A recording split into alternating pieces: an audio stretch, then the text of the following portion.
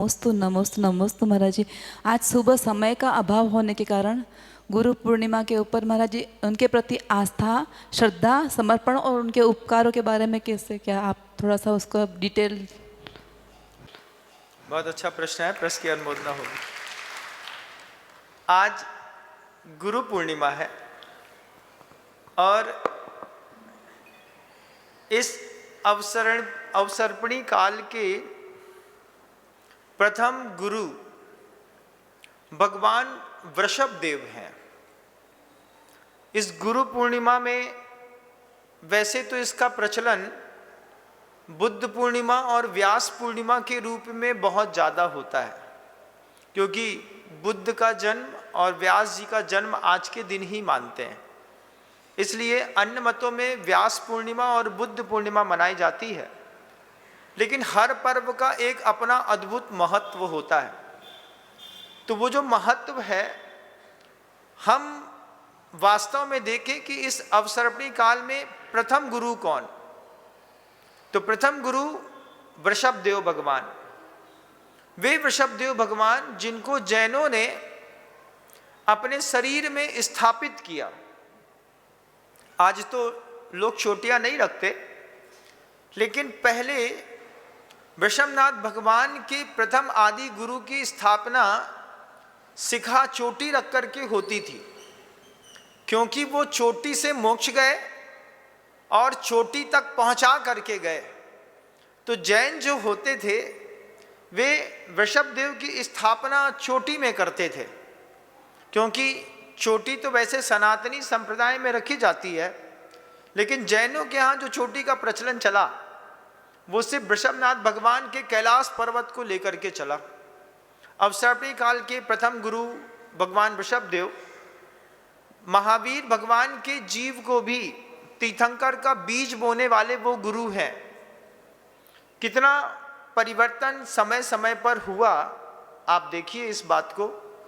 पहले आदिनाथ जी भगवान पहले गुरु, इतिहास का हर पहला पन्ना, आप भी जिस भूमिका में बैठ करके इस बात को सुन रहे हैं, आप व्यापारी होंगे, कोई पति होगा, कोई पुत्र होगा, कोई व्यक्ति डॉक्टर होगा, इंजीनियर होगा, कोई आर्किटेक्ट होगा, कोई व्यक्ति आर्म्स चलाता होगा, कोई व्यक्ति किसान होगा, कोई व्यक्ति और किसी शिल्प में माहिर होगा, कोई टीचर होगा, कोई व्यक्ति ऐसा होगा जो विद्या पढ़ाने का काम करता होगा।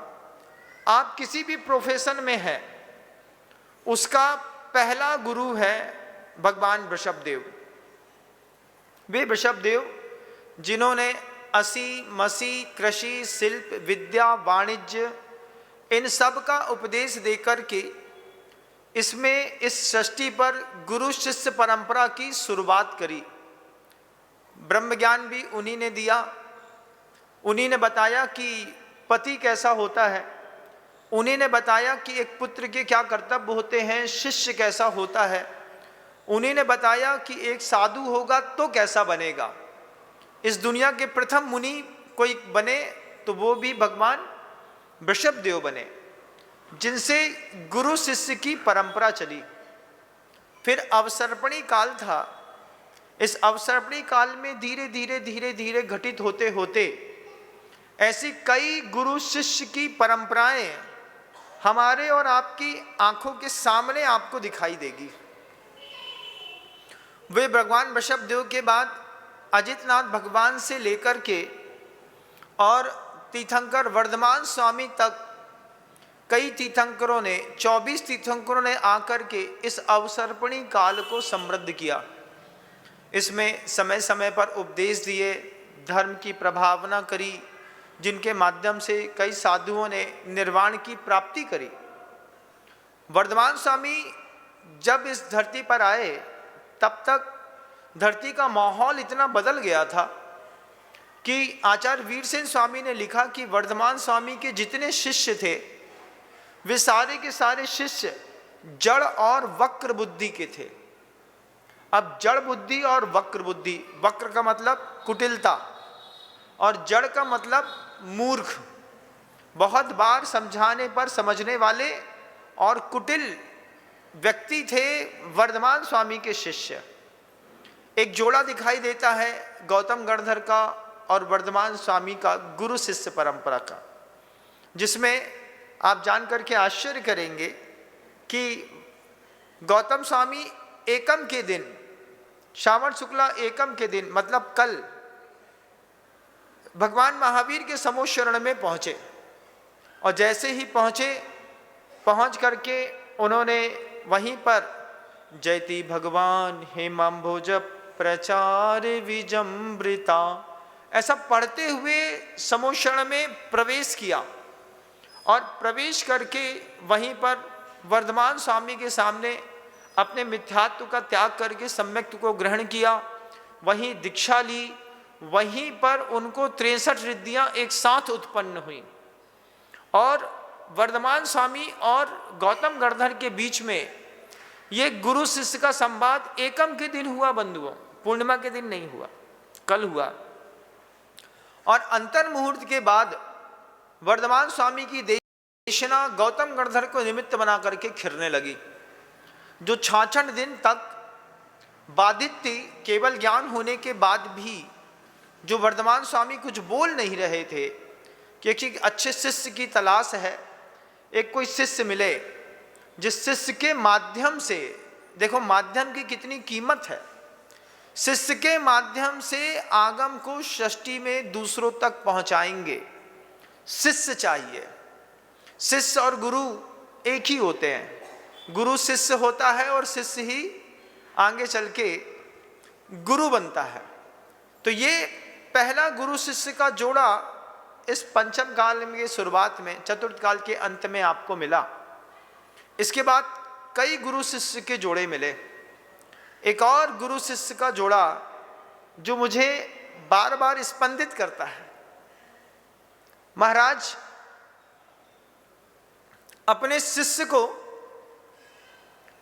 ज्ञान देना चाह रहे हैं, 10 पूर्व का ज्ञान दे दिया और ज्ञान देने के बाद वे सामायिक के लिए गए। सामायिक के लिए गुफा में बैठे तो गुफा पर उन्होंने शेर का रूप धारण कर लिया। मुनि शेर बन करके बैठा है। मुनि उसको शेर बनने में बहुत आनंद आ रहा है। गुरु से ज्ञान लिया, ज्ञान लेकर के गुफा में जाकर के शेर का रूप धर करके बैठ गए। बैठे ही नहीं, पहले तो शेर का रूप धरा, रूप धरने के बाद दहाड़ मारी। दहाड़ मारने पर कांप गया पूरा का पूरा जंगल, पंछियों के मद झरने लगे। एक हिंसा हो गई सिर्फ आवाज निकालने के कारण। वहीं पर शेर के आसन में शिला के ऊपर बैठ करके ध्यानस्थ होकर के वे सामायिक में बैठ गए। सामायिक कर रहे हैं मुनि शेर बन करके। सुन करके कैसा लगता है? मुनि और शेर, शेर और मुनि। अब देखो क्या आश्चर्य है कि वो मुनि शेर बन करके बैठा है और शेर बन करके बैठ करके ध्यान में लीन है। उन्हीं के परिवार के लोग भद्रबाहु स्वामी के पास गए, पूछते हैं विनय से, गुरुदेव, छोटे गुरुदेव कहाँ मिलेंगे? भद्रबाहु स्वामी कहते हैं वो गुफा में सामायिक के लिए गए हैं, आप वहां चले जाइए। अब जैसे ही शेर की गुफा में घुसो तो मुनि तो दिखाई ना दिया, शेर दिखाई दिया, बब्बर शेर। अब बब्बर शेर दिखाई दिया था मुनि, लेकिन शेर बन गया। अब शेर को मुनि कैसे कहें? कह भी नहीं सकते। परिजन अंदर गए, शेर का विकराल रूप, बड़ी बड़ी आंखें, भ्रुकुटियां चढ़ी हुई, गले में झालर केसरी सिंह की, और जैसा पीछे के दो पंजे पैर नीचे करके, दो पंजे ऐसे खड़े करके ऐसा शेर देख रहा है। उस शेर को देख करके जितने भी श्रावक उन्हीं के परिजन थे, वे सारे के सारे भयभीत हो गए, पसीना छूट गया। तुरंत तेज कदमों के साथ वापस लौटते हैं। लौट करके भद्रबाहु स्वामी से कहते हैं, भगवान प्राण संकट में डाल दिए आपने, तो हमने मुनिराज पूछे थे, आपने शेर की गुफा में घुसा दिया, वहां तो शेर बैठा हुआ है। भद्रबाहु स्वामी जैसे ही श्रावक के मुख से बार बार शेर शेर शेर सुन रहे थे, भद्रबाहु स्वामी को लगा, भद्रबाहु स्वामी को क्या लगा? भद्रबाहु स्वामी को बहुत दर्द हुआ। बंधु, आप जिसको देना चाहते हैं, पता चले कि जिसको आप देना चाहते हैं वो देने के लायक नहीं है, फिर जब आप उसको नहीं देते हैं तो नहीं देने वाले को सामने वाले से नफरत नहीं होती, दर्द होता है। जिसको मैंने योग्य समझा, जिसको मैंने शिक्षा दी, दीक्षा दी, जिसको मैंने बड़ा किया, जिसको मैंने पढ़ाया, जिसको मैंने अच्छा मुनि बनाया था, वो मुनि शेर बन करके बैठ गया। अब मुनि जैसे ही शेर बन करके बैठा, भद्रबाहु स्वामी को लगा कि इनको गलत हाथों में धर्म का प्रवाह नहीं रखा जा सकता, इनको और आगे पढ़ाया नहीं जा सकता। अब इस शेर को क्या पढ़ाएंगे? मुनि होता तो पढ़ा देते। भद्रबाहु स्वामी अंदर ही अंदर शांत हो गए, वापिस रूप बदल करके स्थूल भद्र आए। बिल्कुल बाहर बब्बर शेर है, गुरु के सामने मुनि है। अब वो बब्बर शेर जैसे ही गुरु के सामने मुनि बन करके आए, भद्रबाहु स्वामी देख करके इतना उनको लगा, इतना उनको अंदर ही अंदर लगा, नफरत नहीं, भय। किस बात का? धर्म गलत हाथ में नहीं दे सकते। तुमको इतना सिखाया था कि तुम ये विद्याएं सीख करके भी मुनि बन करके रहना, शेर मत बनना। लेकिन मुनि शेर बन गया। अब जैसे ही मुनि शेर बन गया तो भद्रबाहु स्वामी ने आगे का धर्म देने के लिए स्थूल भद्र को मना कर दिया। स्थूल भद्र से कहा, धर्म आपके हाथ में नहीं सौंप सकते, क्योंकि आप मेरे सामने तो मुनि हैं, लेकिन अकेले में जाकर के आप शेर बन जाते हैं। जैसे ही भद्रबाहु स्वामी ने ये बात स्थूल भद्र से कही, स्थूल भद्र शांत हो गए। स्थूल भद्र ने कहा, तो क्या आप मुझे आगे की विद्याएं नहीं देंगे? भद्रबाहु स्वामी के मस्तिष्क पर सारी की सारी विद्याएं रखी थीं। अंतिम श्रुत केवली थे भद्रबाहु इस सृष्टि पर। उनके मस्तिष्क पर रखी विद्याओं में स्थूल भद्र को भिन्न 10 पूर्वी तक समझा करके जितना दे दिया, जब तक दिया जब तक ये विश्वास था कि ये शिष्य है, जितना मैंने कहा है सिर्फ उतना ही जीवन जिएगा। विद्या देते वक्त भी गुरु ने कहा कि देखो विद्या है आपके पास है, प्रयोग नहीं करना। उधर तो गुरु से बोला होगा ना स्थूल भद्र ने, हाँ गुरुदेव प्रयोग नहीं करेंगे, क्योंकि बिना समझाइश के तो गुरु विद्या देते नहीं। और विद्या दी, विद्या देने पर जब स्थूल भद्र ने एकांत में जाकर के प्रयोग कर लिया, गुरु के सामने मुनि बनता है, गुफा में जाकर के शेर बनता है। भद्रबाहु स्वामी को आज नहीं तो कल पता चल ही गया। अब आगे की विद्या से वंचित वह शिष्य, ये भी एक गुरु शिष्य की परंपरा इसी धरती पर देखी है आपने। नहीं देखी है तो मेरी इस आवाज से सुनिएगा। आचार्य भगवंत ने हमेशा सदे हुए मुनि तैयार किए।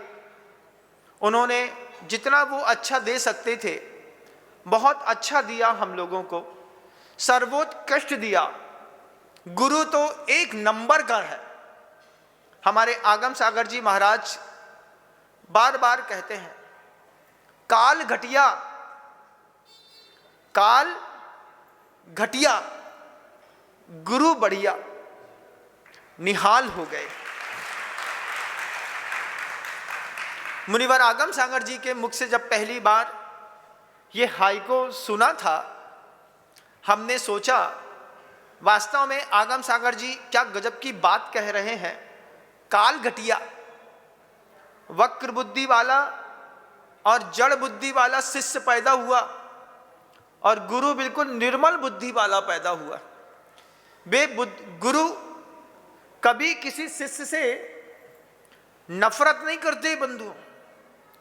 एक बार मां दुश्मन हो सकती है, गुरु सपने में भी किसी का दुश्मन नहीं होता। गुरु कभी भी, मां दुश्मन होती है, बच्चे को मार देती है पेट पे, रजिस्टोन की गोली खाती है, पता चल जाए कि 10, 15, 20 दिन चढ़ गए हैं, एक गोली खाएगी, सब बाहर कर देगी। नहीं चाहिए तो डीएनसी करा लेगी, नहीं चाहिए तो सेक्शन से बाहर निकाल करके फेंक देगी। मां दुश्मन हो सकती है। इस सृष्टि पर कभी ने गुरु ने अपने शिष्य के साथ दुश्मनी नहीं करी। शिष्य ने जरूर करी गुरु के साथ दुश्मनी, गुरु ने कभी शिष्य के साथ दुश्मनी नहीं करी।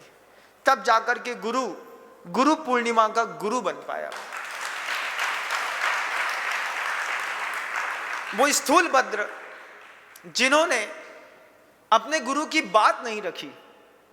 आचार्य श्री जी ने एक बार हम लोगों से कहा था, गुरु की बात काटना गुरु का गला काटने के बराबर होता है। कभी अपने गुरु का गला मत काटना, क्योंकि बात काट दी तो गला ही कट गया। आचार्य भगवंत की हमेशा एक शैली रही बंधुओं, जो संकेत उन्होंने एक बार दे दिए, जब तक उन संकेतों को पूरा न किया जाए तब तक गुरुजी ने कभी दूसरा संकेत किसी शिष्य को नहीं दिया। आचार्य श्री जी शिष्यों को सिखाते थे, गुरु के मुख से निकली हर बात को पूरा करने वाले शिष्य ही महान बनते हैं, ऊंचे बनते हैं। उन्होंने कहा, बात सर माथे पर गुरुदेव आप हैं, लेकिन इस वक्र बुद्धि और जड़ बुद्धि के कारण स्थूलभद्र ने सबसे पहले अपने गुरु से बगावत करी। मुनि होकर के स्थूलभद्र शेर हो गए। उसके बाद बगावतों का दौर चल गया। गुरु उसके बाद भी लगातार शिष्यों को देते रहे। मैं इस परंपराओं में, संघ में एक मुनिराज थे ओम सागर जी महाराज। वे जन्म से जैन नहीं थे। आज गुरु पूर्णिमा के दिन जरूर ओम सागर जी को याद करूंगा। ओम सागर जी महाराज थे, ब्राह्मण थे वो या किसी और मत के अनुयायी थे। गुरु जी ने उनको मुनि बनाया। उनकी विद्या थी, उनको हाथ देखने का शौक था। वे लगातार हाथ देखते और बताते। इतना सटीक विश्लेषण था उनका कि वो जो बोलते वो हर बात सत्य होती। वे ओम सागर जी एक दिन हमारे गृहस्थ जीवन में घर में भी आए। पिताजी उनको लेकर के आए। मैंने ब्रह्मचर्य व्रत ले लिया था, कोई मन नहीं था मेरा मुनि बनने का। व्रत ले लिया, आराम से घर में रहेंगे, पैसा कमाएंगे, खुश रहेंगे, परिवार चलाएंगे, ये विचार था। उन्होंने मेरा चेहरा देखा, हाथ देखा और दूर से ही कह दिया, आपने आचार्य जी से व्रत ले लिया है। हमने कहा हाँ। फिर हमने, पापा जी ने कहा कि ये ऐसे ऐसे थे। हमने कहा अच्छा, हमको तो पता नहीं है। तो उन्होंने कहा आपकी दीक्षा होगी, आपकी दीक्षा कोई रोक नहीं सकता। मैंने कहा, सोच रहा था अंदर मुझे लेनी नहीं है, ये बोल रहे हैं होगी। अब देखो, मैं बोल रहा हूं मुझे लेनी नहीं है, वो कह रहे हैं होगी। फिर उनने कहा एक समय आएगा आप अपने गुरु का काम करेंगे। हमने कहा ऐसा कुछ भी दिमाग में ही नहीं है तो क्या काम करेंगे हम गुरु का। उनकी बात आखिर सच साबित हुई। मैं दीक्षा लेने के मन में नहीं था, लेकिन मेरी दीक्षा हुई। आज जब मैं उस व्यक्ति की उस बात को याद करता हूं तो लगता है कि ज्योतिष शास्त्र भी इतना सटीक हो सकता है कि आज गुरु नहीं है और गुरु का काम करके अपने जीवन को धन्य महसूस कर रहा हूं। वे ओम सागर जी कुंडलपुर में ऊपर भगवान की वंदना के लिए सीढ़ी से चढ़ते हुए मिले तो बैनाना जी नीचे उतर रहे थे, ओम सागर जी ऊपर चढ़ रहे थे। बैनाना पंडित रतनलाल जी बैनाना जी ने ओम सागर जी को पहली बार देख करके पहचान गए, ये तो ओम सागर जी हैं। खड़े हुए, दोनों में जय जिनेंद्र हुआ। जय जिनेंद्र होने के बाद बैनाना जी ओम सागर जी से कहते हैं, गुरु जी ने आपके साथ ठीक नहीं किया। आचार्य जी ने आपको वस्त्र पहना दिए, मुनि पद से अलग कर दिया। आचार्य जी को ऐसा नहीं करना चाहिए था, बिल्कुल नहीं करना चाहिए था। ऐसी भाषा थी बैनाना जी की। ओम सागर जी बैनाना जी से बोलते हैं, सुनिए पंडित जी, मुझको कुछ भी कहिए, मेरे गुरु को कुछ मत कहिएगा। मेरे गुरु ने जो किया बिल्कुल सही किया। मैं इसी लायक था कि मुनि बनने के बाद मैं दुनिया भर के हाथ देखता रहा। इस हाथ देखने से मेरा भ्रष्टपना धीरे धीरे बढ़ने लगा था। मार्ग में ऐसा साधु शोभा नहीं देता। मेरे गुरु सूरज के जैसे निर्मल हैं, खोट जो भी है हमारे अंदर है। एक मुनि को कपड़ा पहना दिया, लाइन से अलग कर दिया, उसके बाद भी उस शिष्य के अंदर अपने गुरु के प्रति श्रद्धा आज भी आसमान के जैसी निर्मल। इसको कहते हैं गुरु पूर्णिमा। गुरु पूर्णिमा ये कहलाती है बंधुओं। गुरु को थोड़े भेले चढ़ा दो, पूजा कर दो, इससे कोई फर्क नहीं पड़ता। 4 गीत गा लोगे गुरु जी के मामले में, खूब आरती कर लोगे, 4 परिक्रमा लगा लोगे, उनकी प्रशंसा कर लोगे, उनके गीत गा करके पूजा करके उनको रिझा लोगे, उनके दिमाग में इन सब चीजों का कोई प्रभाव नहीं पड़ता। उनके दिमाग में है, उनकी जीवन शैली में है, सम सत्तु बंधु बग्गो, सम सुह दुखो, पसंस निंद समो, सम लोट कंचनो पुण, जीवित मरणे समो। ऐसी तो उनके गुरु के दिमाग की धारणा रहती है। हम उनको क्या 4 गाने सुना करके, उनकी आरती करके उनको पसंद कर पाएंगे। वे महान गुरु। जब भी मैं ये ओम सागर जी का ये प्रसंग सोचता हूं तो मैं सोचता हूं कि कपड़े पहनने के बाद भी उस जीव के अंदर अपने गुरु को लेकर के इस बात का बहमान है, कितना बहुमान है कि मेरा गुरु गलत नहीं है, मेरे गुरु के बारे में कुछ मत बोलना, जो भी गलती थी मेरी थी। सारा का सारा शिष्य अपने माथे पर धर ले, शिष्य की इससे सच्ची श्रद्धा दुनिया में कुछ हो नहीं सकती। एक वो स्थूल भद्र 10 पूर्व सीखने के बाद गुरु के न हो पाए। सोचिए स्थूल भद्र के ऊपर भद्रबाहु स्वामी ने कितना समय दिया होगा, कितना भद्रबाहु स्वामी ने उनको दीक्षित किया होगा, उनको समझाया होगा, तैयार किया होगा, फिर उन पर अति विश्वास किया होगा। अति विश्वास करके कई साधुओं में उनको योग्य समझा होगा कि मेरे माथे पे जितना द्वादशांग है, मैं ये पूरा द्वादशांग इसके ऊपर उड़ेल देता हूं। उड़ेलते उड़ेलते 9 पूर्व तक तो पढ़ा दिया, 10वें पूर्व को पढ़ाने पर कहते हैं विद्याएं आएंगी 700 और 1200, लेकिन प्रयोग नहीं करिएगा महाराज, तब जाकर के आपका सम्यक दर्शन सुरक्षित रहेगा, तब जाकर के आपकी भव की स्थितियां टूटेंगी। और स्थूलभद्र ने अपने गुरु से बोला होगा, हाँ गुरुदेव, कायुस्तर कराया होगा, भद्रबाहु स्वामी ने तो उन्होंने किया भी होगा, लेकिन एकांत में जाकर के जब मुनि शेर बन गया तब भद्रबाहु को अंदर बहुत दर्द हुआ। नफरत तो कभी गुरु करते नहीं, लेकिन दर्द तो हुआ होगा ना, जिसको हम चाहते हैं, जिसको हम देना चाहते हैं, और जब पता चले कि वो धर्म को संभालने के लायक नहीं है, अपात्र के हाथ में धर्म कैसे धर दें। अब भद्रबाहु स्वामी ने 10 पूर्व का ज्ञान दे दिया, द्वादशांग न दे पाए, द्वादशांग के भाग खत्म होते चले गए। वे स्थूलभद्र कुछ मामलों में तो प्रसिद्ध हुए, लेकिन गुरु की नजरों से हमेशा के लिए उतर गए। गुरु की नजरों में बने रहने वाली साधना बिल्कुल अलग होती है। आचार्य श्री जी कहते थे इस बात को, एक साधना होती है स्वयं को संवारने वाली, और एक साधना होती है गुरु को साधने वाली। गुरु को साधने वाली साधना जो सीख गया, उसका मोक्ष बहुत दूर नहीं रहता। अभी हम आचार्यों से मिलकर के अपना उद्धार करना चाहते हैं, लेकिन कभी सोचिए कि हम आकाश आचार्यों के काम आ गए होते। मैं हमेशा कहता हूं, इन जिन शासन में बड़े बड़े आचार्यों की गरिमा महिमा बनी रहे, यही सौभाग्य है। शतरंज के प्यादे, हम जैसे शतरंज के प्यादे कभी भी बन जाएंगे और कभी भी मिट जाएंगे, तैयार है, लेकिन इस शतरंज का वजीर हमेशा जिंदा रहना चाहिए। इस शतरंज के वजीर हैं आचार्य भगवंत समय सागर जी महाराज। इस जिन शासन की पूरी शतरंज के राजा हैं आचार्य विद्यासागर जी महाराज।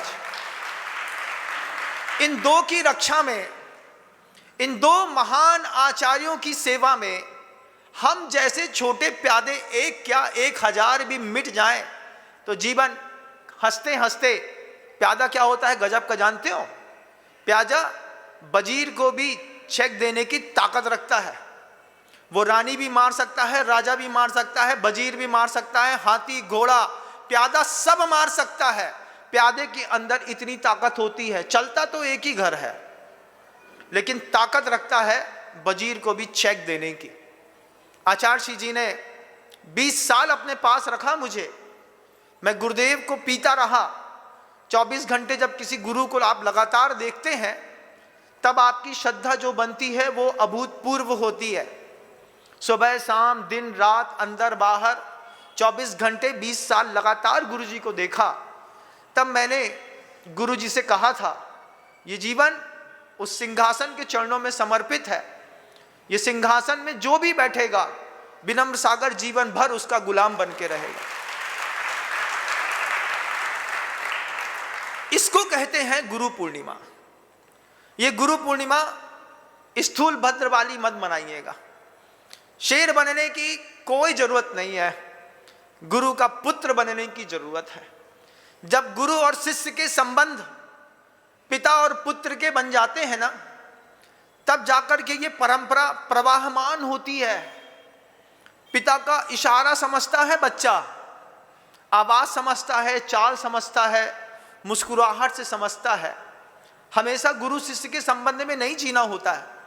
एक समय आता है जब गुरु को अपना पिता समझ करके जीना पड़ता है, और गुरु भी अपना पुत्र समझ करके सामने वाले को पालता है। इस पिता पुत्र के संबंध को मैंने 2016 के बाद जिया 4 साल। गुरु शिष्य के संबंध को जिया मैंने 12 साल। 4-5 साल मैंने पिता पुत्र जैसा जीवन जिया। मुझे लगा कि मैं गुरु जी के लिए बना हूं और गुरु जी मेरे लिए बने हैं। फिर बीच में जैसा भी संयोग वियोग होता ही है ना बंधु, आता है तो जाना भी पड़ता है। इस सदी ने हर 50 साल में एक महानतम आचार्य को खोने का दर्द सहा है। हर 50 साल में हर चीज है व्यक्ति के पास, समय नहीं है। आपसे भी ये बात कहना चाहता हूं, सब चीज है आपके पास, लेकिन समय नहीं है। और समय के पास भी अब बहुत ज्यादा समय नहीं है। इसलिए समय की रक्षा करिए। समय पर समय को समझिए और समय से अपना उद्धार करिए। समय के अलावा दुनिया में कोई आपका उद्धार कर नहीं सकता। बात अगर दिल से सुनी जाए तो एक एक शब्द समझ में आएगा, दिमाग से सुनने वाले तो कुछ और भी जोड़ सकते हैं। वर्धमान स्वामी के समय पहला जोड़ा दिखाई दिया, किसका? पहला जोड़ा गौतम स्वामी का और वर्धमान स्वामी का, गुरु शिष्य का। रो गए गौतम स्वामी। जब प्रभु को केवल ज्ञान हुआ तब गौतम स्वामी की आंख से आंसू नहीं रुके, गौतम स्वामी आंख से रो दिए। आज कौन वो शिष्य है जो अपने गुरु के लिए आंख से आंसू बहाता है? उस शिष्य की गुरु पूर्णिमा है, इस बात की भी ध्यान रखिएगा। गुरु गुरु होते हैं, तीर्थंकर से भी बहुत ऊंचे होते हैं बंधु। हमने तीर्थंकर देखे नहीं, हमने वर्धमान स्वामी को देखा नहीं, आदिनाथ को देखा नहीं, हमने दुनिया में किसी और आचार्य को नहीं देखा। देखा तो मात्र एक आचार्य को, आचार्य परमेष्ठी गुरुदेव श्री विद्यासागर जी महाराज को। घर की परंपरा दूसरी तरीके की थी बंधुओं। उस परंपरा का तो मैं अब नाम भी नहीं लेना चाहता, लेकिन गुरुदेव के पास आकर के लगा कि बस ये ही है जो दुनिया से बाहर निकाल पाएंगे हम आप जैसे लोगों को। और जब मैं आया तो 20 साल का था, कुल 20 साल 3 महीने का, और गुरु के साथ रहते रहते पूरी जवानी आचार्य जी ने चुपचाप शांति के साथ 20 साल से 45 साल का बड़ा कर दिया। 25 साल गुरु जी के चरणों में निकल गए। ये सौभाग्य है। एक जोड़ा गौतम स्वामी और महावीर स्वामी का, दूसरा जोड़ा वक्र और कुटिल बुद्धि के साथ जड़ बुद्धि वाले शिष्य स्थूल भद्र और भद्रबाहु स्वामी का। ऐसे कई जोड़े इस संसार में। एक और जोड़ा देखिएगा, द्रोणाचार्य का और एकलव्य का। महाराज अर्जुन और द्रोणाचार्य का नहीं, गुरु शिष्य की परंपरा है ना, गुरु पूर्णिमा में सुन रहे हैं ना हम। देखिए, श्रद्धा सीखनी है तो एकलव्य से सीखना पड़ेगी। द्रोणाचार्य ने मना कर दिया, हम नीच कुल के आदमी को विद्या नहीं देंगे। द्रोणाचार्य का प्रलोभन था, द्रोणाचार्य को लोभ था अर्जुन को बड़ा करने का। एकलव्य ने मिट्टी की मूर्ति बना करके उससे धनुर्विद्या सीख ली। इसको शिष्य कहते हैं। गुरु रहे या ना रहे, अगर गुरु को दिल में बसा लिया है तो उससे पार होने की सारी विद्याएं शिष्य मिट्टी की मूर्ति से सीख सकता है।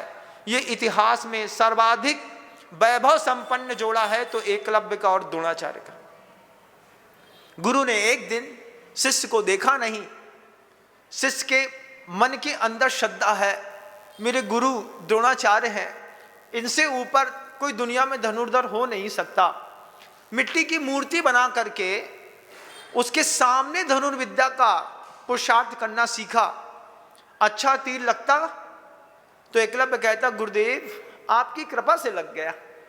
बिगड़ जाता तो मिट्टी की प्रतिमा से कहता, गुरुदेव मेरी गलती थी, मैं नहीं समझ पाया, क्षमा करिए।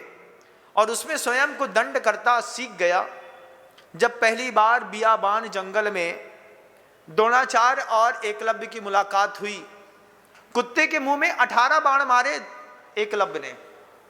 कुत्ते के मुख से एक भी खून की बूंद नहीं गिरी और कुत्ता भौंक नहीं पा रहा था, चुप होकर के निकल गया। द्रोणाचार्य ने जब वो दृश्य देखा तो जंगल में देखने के लिए गए, कौन है धनुर्धर जो कुत्ते के मुख में 18 बाण छोड़ सकता है और कुत्ते के मुख से एक भी रक्त की बूंद ना निकले और आवाज भी ना निकले।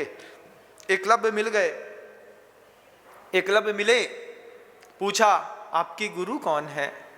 जो गुरु कभी ऊंची आवाज में बोल रहे थे वो प्रेम से बोलते, आपके गुरु कौन है? आप ही मेरे गुरु हैं, मैं तुम्हारा गुरु हो नहीं सकता, आप ही मेरे गुरु हैं, चल के देख लीजिए। प्रतिमा दिखाई। द्रोणाचार्य को लगा इतना अनोखा शिष्य मैंने छोड़ दिया। इस अनोखे शिष्य को सिखाया होता जो मेरी मिट्टी की प्रतिमा से प्रतिभा संपन्न हो गया, आज एकलव्य बनने का मौका हमारा आपका भी आ गया। गुरु आसमानी हो गए, अब उनके चरण चिन्ह को छू करके भी हम ऊपर जाने की विद्या सीख सकते हैं। आज मौका है एकलव्य बनने का। इस गुरु पूर्णिमा में सीखिए इस बात को। जब द्रोणाचार्य ने कहा एकलव्य से, क्या अगर मुझे गुरु मानते हो तो दक्षिणा देनी पड़ेगी, आप जो बोलिए। अंगूठा दाहिने हाथ का, एक सेकंड नहीं लगाया, कटार उठाई, अंगूठा काट करके हाथ में रख करके दे दिया, ये अंगूठा आपके चरणों में समर्पित है। इसको शिष्य कहते हैं, इसको कहते हैं शिष्य। उसके बाद वही द्रोणाचार्य जो अर्जुन से इतना मोह करते थे, कैसी नियति ने ला करके खड़ा किया कि गुरु और शिष्य आमने सामने खड़े होकर के धनुर्बाण चला रहे हैं। एक ऐसा भी गुरु शिष्य की परंपरा इसी षष्ठी पर देखने पे आई। एक और गुरु शिष्य की परंपरा दादा गुरु ज्ञान सागर जी महाराज और गुरुदेव विद्यासागर जी महाराज की देखने में आई। ये परंपराएं ऐसी हैं, इन परंपराओं के उदाहरण से हम सीखते हैं कि गुरु क्या होता है, शिष्य क्या होता है, और पूर्णिमा शिष्य की और गुरु की कैसे मनाई जाती है। पहले दर्शन में आजीवन सवारी का त्याग, पहली 7 प्रतिमा के व्रत में नमक का त्याग, मीठा का त्याग, हरि का त्याग।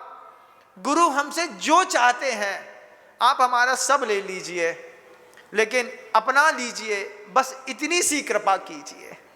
इस बात में गुरुदेव और दादा गुरु ज्ञान सागर जी महाराज का एक ये गुरु शिष्य का एक और जोड़ा है बंधुओं, जो शायद आप अच्छे से ना देख पाए हों। हमने तो खूब देखा है। आचार्य जी को जब पहली बार देखा था, उसके बाद एक पुस्तक पढ़ी हमने, विद्याधर से विद्यासागर। लेखक थे सुरेश चंद जी जैन, सरल, जबलपुर वाले।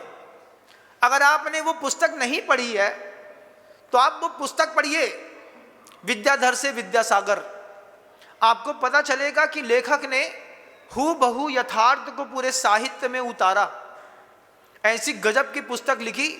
पहली बार उस पुस्तक को पढ़ने वाला आचार्य जी के दर्शन के बिना रह नहीं सकता। उसमें ऐसे तरीके से गुरुवर के यथार्थ का चित्रण प्रस्तुत किया। तीसरा जोड़ा दादा गुरु ज्ञान सागर जी महाराज श्री जी और गुरुदेव विद्यासागर जी महाराज का, जो हमारे माथे पर सर चढ़ के बोलता है। अंतिम समय तक कोई भी काम हुआ, गुरुदेव एक ही बात कहते रहे, गुरुदेव क्या सोचते होंगे कि उनका ये अनपढ़ अनगढ़ शिष्य अच्छा काम नहीं कर पा रहा। इतनी दीक्षाएं दी, दीक्षा देते साथ ही जब कमरे में आते तो हाथ जोड़ करके दादा गुरु ज्ञान सागर जी महाराज श्री का चित्र गुरुदेव के कमरे में हम लोग लगाते थे, और गुरुदेव के चित्र को देख करके गुरुदेव कहते थे, गुरुदेव आपका ही है, आप रक्षा करिए, हमारे बस की तो नहीं है। ऐसा कह करके मेहनत करते खुद और सब अपने गुरु के चरणों में छोड़ देते। आज लोग उनका सिर्फ टैग लगाते हैं, लेकिन उनके काम नहीं आते। सोचो कैसा लगता है ना। आपकी ड्रीम है, आपके गुरु का कोई ड्रीम नहीं है। उनका भी ड्रीम था ना, जिन शासन ऊंचा उठना चाहिए, लेकिन इस तरीके की शातिरपंथी की साथ साजिशें अगर हो जाएं कि बस गुरु का प्रोजेक्ट ऊपर ना बढ़े, बाकी सब हो जाए, ऐसे खतरनाक लोगों से सावधान होने की भी जरूरत है, क्योंकि हम पक्के गुरु भक्त हैं।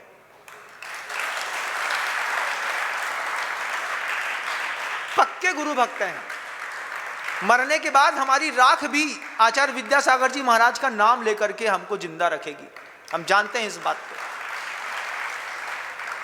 आपको भी सीखनी है गुरु भक्ति किसको कहते हैं। अंतिम समय तक गुरुदेव बोलते रहे, गुरु क्या सोचते हो। उनने हमसे अंत में कहा था गुरुकुल बनाना, पता नहीं मैं कितना सफल हो पाया। शिष्य तो कई दगाबाज निकले, आचार्य जी के भी जीवन में कई दगाबाज शिष्य मिले, लेकिन दगाबाज शिष्य भी बोलेंगे गुरु एक नंबर का चोखा मिला। ऐसा गजब का गुरु मिला, उसने सब दिया, नहीं ले पाए, ये नहीं लेने वाले की कमजोरी थी। 1 साल दीक्षा को हुआ नहीं, अगर संघ से बाहर हो गए, आपकी कमजोरी थी कि तुम गुरु नहीं सह पाए। अरे गुरु को 10-5 साल सहते ना साथ में, तो गुरु शिष्य से हट करके पिता पुत्र के संबंध बनते। फिर जब पिता पुत्र के संबंध बनते तो बल्दियत तो बच्चे के सिर पर ही बाप की रखी जाती है, पगड़ी पहनाई जाती। इस मामले में हमारे नवीन आचार्य महाराज गुरुदेव समय सागर जी महाराज 45 साल तक मौन बैठे रहे गुरु के चरणों में।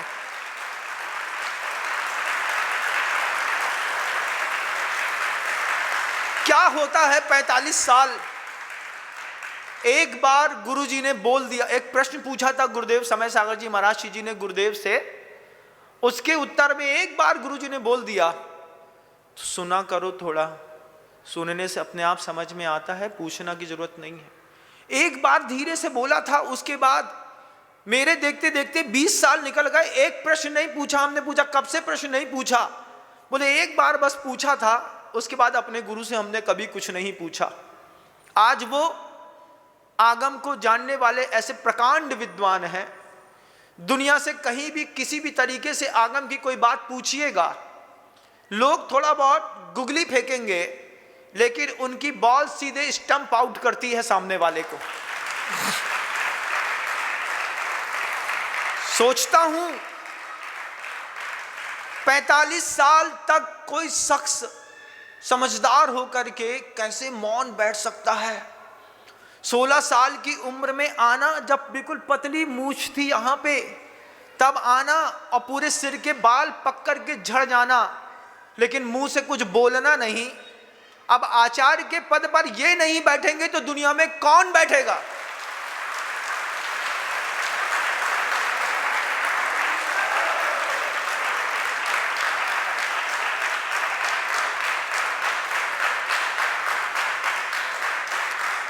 आप बताइए मुझे, और कौन किस शख्स की दावेदारी है कि उसको सिंहासन पर बैठा दिया जाए और उसके चरणों में अपना माथा टेका जाए? अरे जिसने गुरुदेव विद्यासागर जी महाराज की कठिन चर्या, कठोर चर्या और अनुशासन को 45 साल तक पिया है, जिया है, एक मेक हो गए हैं, वे ही तो आचार्य बनने के योग्य हैं। और कौन? और गुरुदेव अगर ना भी बोल करके जाते, उसके बाद भी इस सदी में हम सब के आचार्य समय सागर जी महाराज होते।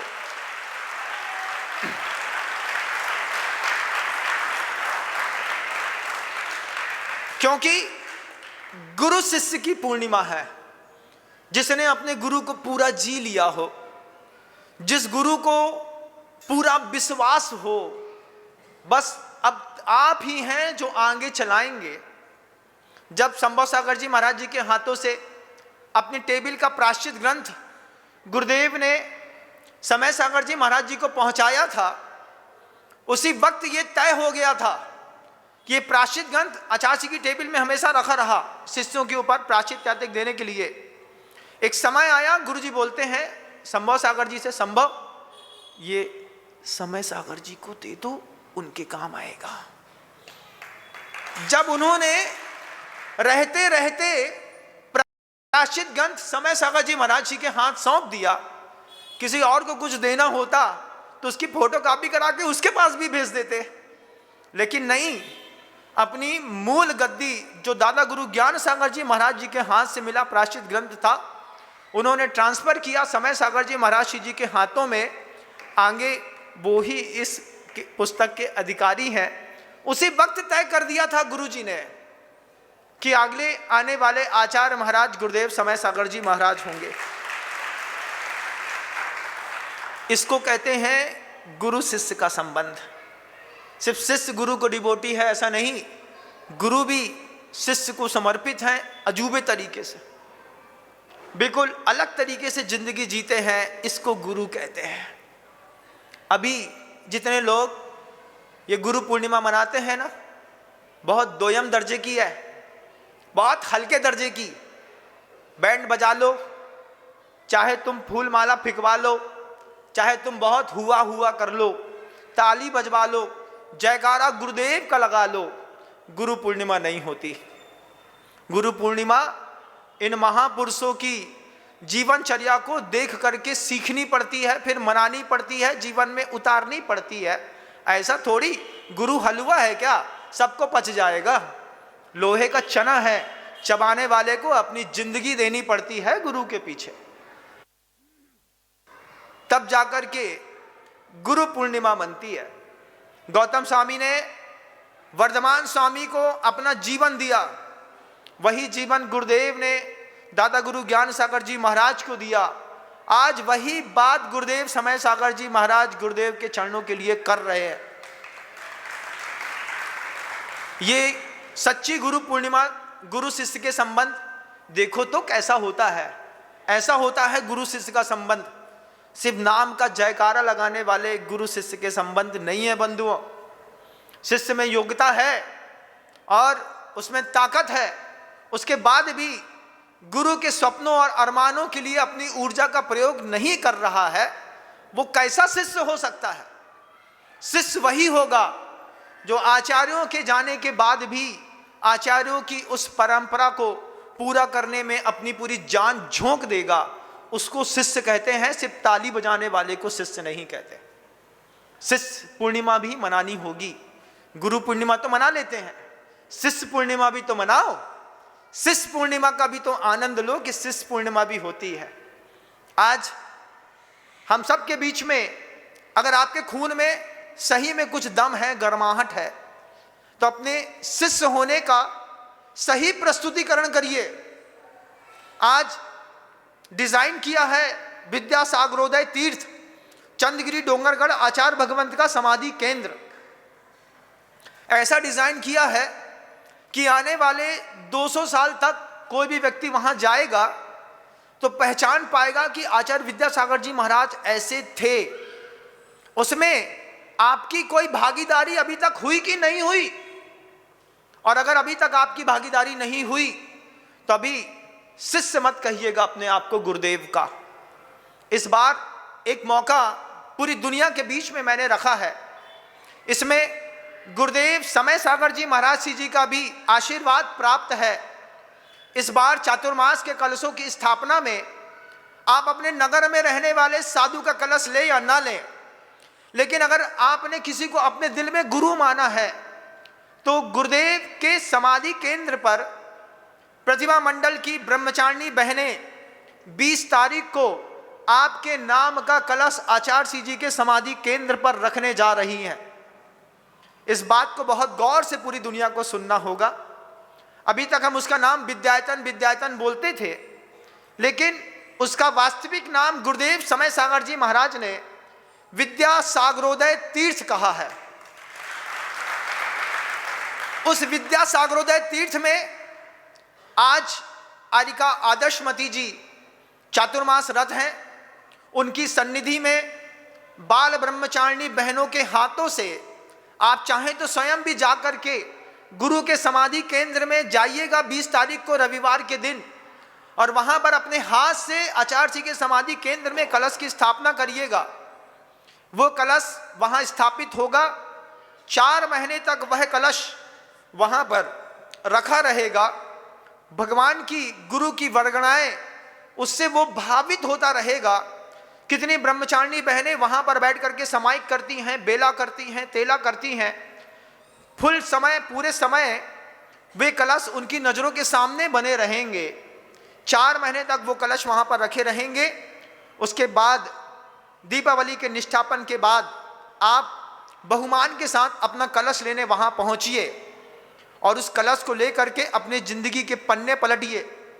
वो कलश सिर्फ कलश नहीं है, वो गुरु भक्ति का एक परिचय है। उस परिचय में अगर आज तक आपने अपनी दावेदारी नहीं रखी, आपने अपने कर्तव्य को भूल गए हैं, तो आज इस बार अभी आपके पास मौका है। दुनिया के किसी भी कोने में आप बैठ करके मुझे सुन रहे हैं, आप अगर कहीं पर भी गुरुदेव के ऊपर श्रद्धा रखते हैं, वे ही परिवार जो गुरु के ऊपर श्रद्धा रखते हैं, उनको अपना गुरु मानते हैं, लगता है कि गुरु के जीवन में आने के बाद हमारा परिवार, हमारा घर सुधरा है, बदला है, वे सारे परिवारों से आह्वान होगा मेरा, एक मंगल कलश की स्थापना चंद्रगिरी डोंगरगढ़ में विद्या सागरोदय तीर्थ पर आप इस बार जरूर करिए। कमेटी ने पूरी व्यवस्थित बनाई है। 1,11,000 रुपए की राशि है, जिसको आप सीधे बैंक अकाउंट में विद्या सागरोदय तीर्थ पर भेज सकते हैं। अभी भेज सकते हैं, बाद में 4 महीने बाद भी दे सकते हैं। आप 1 वर्ष का संकल्प करके 10-10 हज़ार रुपए महीना करके भी 1 साल में 1,11,000 रुपए की राशि आराम से दे सकते हैं। आप एक कलश स्थापित करिएगा, उस कलश का सहारा आपके परिवार का सहारा बनेगा। जब कोई भी छोटा सा ट्रांसफार्मर घर के अंदर लगाते हैं, तो जहां से कोई चीज ट्रांसफॉर्मेट हो रही होती है, वो कितना बड़ा होता है, ट्रांसफार्मर तो बहुत छोटा सा होता है। बंधुओं, मैं पूरी दुनिया के लोगों से कहना चाहता हूं, इस गुरु पूर्णिमा में आपकी सिर्फ ताली बजाने वाली गुरु पूर्णिमा से कुछ होने जाने वाला नहीं है। आप एक एक कलश आचार्य भगवंत की उस समाधि केंद्र की ओर जरूर धरिए। 4 महीने तक आपके कलश की स्थापना गुरुवर की चरण रज के बीच में रहेगी। आपके द्वारा भेजी गई राशि से करीब 250 करोड़ रुपए की लागत का हम विद्या सागरोदय तीर्थ बनाने के लिए जा रहे हैं, जिसमें एक आदमी की ताकत नहीं चाहिए, हर आदमी की श्रद्धा और समर्पण चाहिए है। घर परिवार तो बहुत चला लेंगे आप, लेकिन गुरुदेव को बनाना, उस छोटे बाबा ने बड़े बाबा का इतना बड़ा मंदिर बना दिया। आज हमारा दायित्व है, हम छोटे बाबा का एक बड़ा सा तीर्थ बना करके दुनिया के सामने प्रस्तुत करें। अपनी जवाबदारी को ध्यान रखिएगा। गद्दारों की श्रेणी में आपका नाम ना आए, इतनी सी भावना जरूर करूंगा, ये मत सोचिएगा। हाँ, बहुत अच्छा, हमारे दादा बसंती लाल जी ने पहला कलश रखने का सौभाग्य प्राप्त किया, पुण्य की अनुमोदना करते हैं। आप सबसे कहना चाहता हूं, 1 साल में धीरे धीरे पैसा दीजिए। स्क्रीन पर नंबर आपको दिखाई दे रहा है, आप उसमें फोन करिए, भैया मेरा एक कलश बुक कर दीजिए, अपना नाम लिखाइए, अपना मोबाइल नंबर लिखाइए, फुल एड्रेस लिखा करके आप एक कलश बुक कर लीजिए। 20 जुलाई को पूरी की पूरी प्रतिभा मंडल की बहनें आपका कलश स्थापित करेंगी। वे स्थापित कलश आप उसको लाइव जिनवाड़ी चैनल पर आप देख रहे होंगे। पूरा का पूरा कार्यक्रम दोपहर का होगा, जिसमें आप लाइव देख रहे होंगे, और उस लाइव को देख करके आपको समझ में आएगा कि हम क्या करने के लिए जा रहे हैं। इस तरीके से कोई गुरु पूर्णिमा मनाइए, तो गुरु पूर्णिमा मनाने का आनंद है। गौतम स्वामी की आंख का आंसू, गुरुदेव की आंख का आंसू, आचार्य समय सागर जी महाराज जी की साधना और उनके कर्तव्यों में अगर आपके परिवार की शक्ति नहीं लगी, तो फिर परिवार पालना भी बहुत ज़्यादा मायने नहीं रखता है। जिसके श्रृंगारों में मेरा यह महंगा जीवन घुल जाता, अत्यंत असुचि जड़ काया से इस चेतन का कैसा नाता। बंधुओं, एक आचार्य को अगर 250 वर्ष तक जीवित रखना है, इस बार का आह्वान है। आपको स्क्रीन पर मोबाइल नंबर दिख रहा है, स्क्रीन पर आप विद्या सागरोदय तीर्थ का बैंक अकाउंट नंबर देख रहे हैं। दुनिया भर के लोग से कहना चाहता हूं, पहले अकाउंट नंबर का वेरिफिकेशन कर लीजिए, कंफर्म कर लीजिए आपकी राशि विद्या सागरोदय तीर्थ स्मारक में ही जा रही है कि नहीं। उसके बाद आप अपना राशि डालिए, अपना स्क्रीनशॉट निकाल करके अकाउंट जो आपके सामने स्क्रीन पर नंबर दिखाई देता है उस पर भेजिए, अपना नाम एड्रेस लिखाइए, अपना एक कलश स्थापित करिए। गुरु पूर्णिमा इस तरीके से मनाइए, आपका जीवन सार्थक हो, ऐसी भावना रखता हूँ। शब्दों को विराम देता हूँ। गुरुदेव श्री विद्यासागर जी महाराज। जिनको भी कलश रखना है, वे हमारे विकेश भाई के पास अपना नाम लिखा दीजिएगा।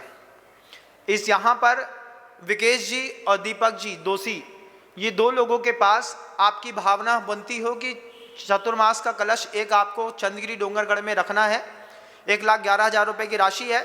आप 1 साल में, 1.5 साल में भी देंगे तो कोई दिक्कत नहीं है, नगद दें तो बहुत अच्छी बात है। नाम आप विकेश भाई के पास और दीपक जी दोषी के पास लिखा दीजिएगा। दीपक जी और विकेश जी की जवाबदारी रहेगी, वे व्यवस्थित तरीके से सभी का अर्थ संचय करके और आचार्य जी का बहुमान बढ़ाने का प्रयास करेंगे। सिर्फ बातों की जमा खर्ची से कुछ होता नहीं बंधुओं, पैसे तो पड़े रह जाते हैं जिंदगी में यहाँ के वहाँ। हाँ हाँ हाँ, बहुत अच्छा बहुत अच्छा, पुण्य की अनुमोदना करते हैं। हर माँ बहन से कहना चाहता हूं, हर माँ बहन का कर्तव्य है अपनी निजी राशि से, क्योंकि अवसर तो दुनिया में कई आते हैं, अपना मंदिर भी बनाना है, लेकिन अपने मंदिर से भी बड़ी जवाबदारी अपने गुरु के नाम का भी यशोगान जीवंत रखना है।